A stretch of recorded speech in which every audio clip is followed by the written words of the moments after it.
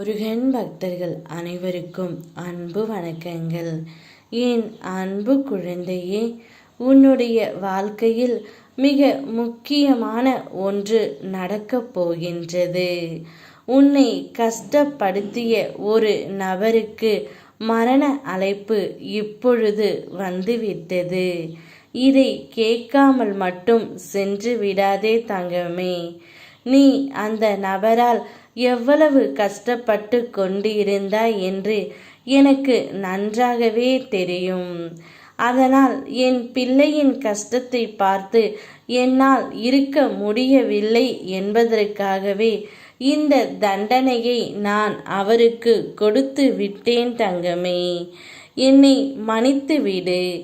இதனால்தான் என் பிள்ளை சந்தோஷமாக இருக்கும் என்று நினைத்து இருந்தால் நான் எதை வேண்டுமானாலும் செய்ய தயாராக இருக்கின்றேன்.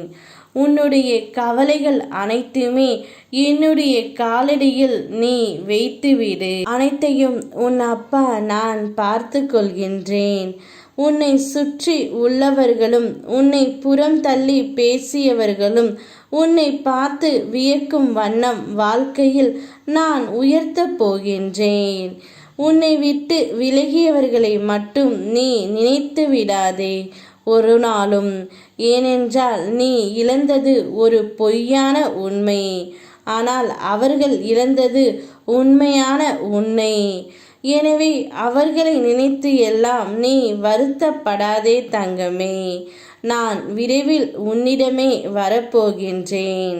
நான் உன்னிடம் வரும்பொழுது உன்னை கஷ்டப்படுத்தியவர்கள் அனைவருமே மரண அழைப்புக்கு சென்று விடுவார்கள்.